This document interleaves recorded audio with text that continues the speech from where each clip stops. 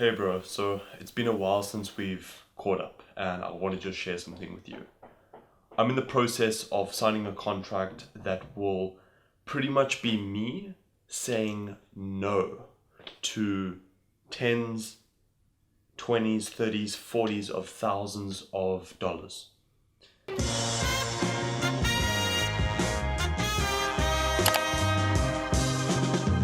Why?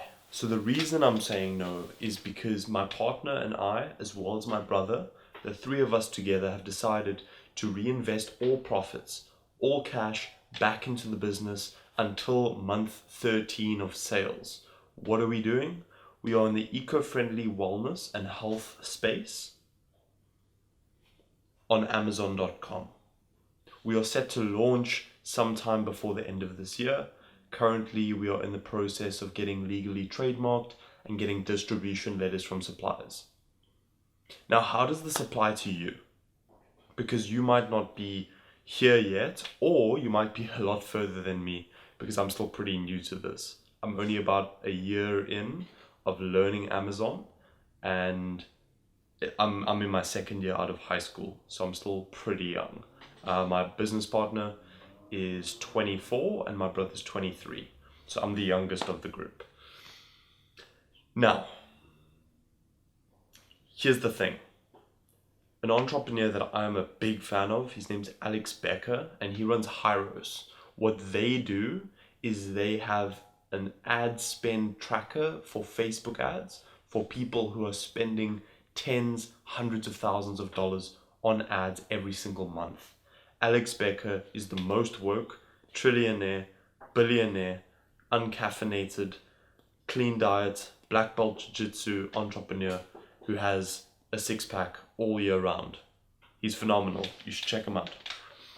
And Alex Becker speaks about two types of businesses. So the first business is similar to what I am doing. It's a long-term vision. It's a long-term vision that will generate you exponential wealth, but it requires an immense amount of delayed gratification. You have to wait before you get the fucking cookie. And the second type of business is a cash flow business. It generates immediate cash, allowing you to go full time and then pour some of that cash into your long-term vision. So what's an example? Coaching, freelancing, consulting, copywriting, maybe something like photography. Like this is a camera. When I was in high school, around 15, 16 years old, I did birthday shoots, I did shoots for some models. I even almost got signed a wedding, but I felt that I was 15 and I didn't want to mess up someone's wedding with my photos. So those are examples of businesses that will generate you immediate cash. Currently, I'm working on Project Levelup's Instagram, which I want to start running ads and funnel towards a free coaching call, a paid manual on how you can lose body fat and get mental clarity, as well as increase lean muscle mass through intermittent fasting, which is an incredibly effective method. And then I also sell one-on-one coaching and a worksheet, and I work alongside you to help you achieve that goal. So I've got the long-term vision, which is Amazon, and the shorter-term vision, which is Project Level Up's Instagram. The YouTube, however, is me just speaking to you about where I'm at on this journey and helping you, as well as me, document my journey and share it with you so that you can get value, so that you can maybe get motivated or inspired. Or you can look at me and laugh and say, look how behind this guy is. Or say, oh shit, this guy's a step ahead, so I can learn from him. Now, why have I been putting off a cash flow business for so long? Because if you're like me and you're in e-commerce, you are frightened of sales, you're introverted, and you want to sell a product instead of yourself. If I sell fucking Havianas, if I sell flip-flops, then it's not me that's being judged, it's the flip-flop that's being judged. So if people say a bad review, if they say, oh, your Haviana is shit, it's not real, this wasn't made in South America, this was made in America, and we need them to have that Brazilian tang, they need to be the right cardboard, and they need to have the right thickness, and they don't have the right branding, it's got an American flag here instead of a Brazilian. People don't want that. So what happens is then they will judge the product, and then you can sit back and say, my product is shit. Let me improve it. Let me invest. Let me talk to my suppliers and get higher quality materials or do a different production method.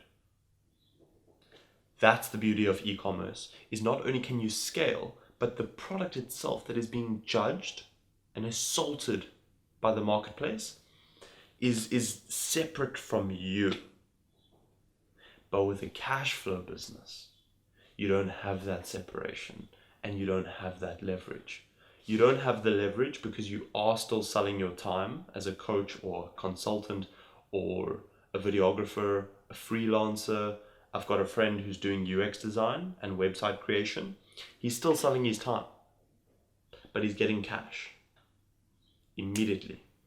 But the downside is you're going to have to stop being a bitch. You're going to have to stop being a bitch because you and your service are now being judged instead of a product that's separate from you. Wow. Like I'm talking to you, bro. Like you're going to be sitting there on the phone and they're going to be like, bro, your service sucks. I'm not seeing any results. You're not helping me. And I just spent $200 trying to learn from you. Bro, you just did videography for my brother's matric dance. He's prom. And the video is shit, the camera is shit, and I'm gonna post this on Facebook and complain and tell everyone that you're bad at what you do. You wanna avoid that. Because when you're in the longer term business, your product's reputation is on the line. But when you're in a cash flow business, your personal reputation is on the line. Ideally, I would want you to have both. I would want you to have a business where you can delay, where you can say, I only expect to make money from this and generate value for myself from this machine that I'm building over a year or 2 years or 3 years, maybe 5.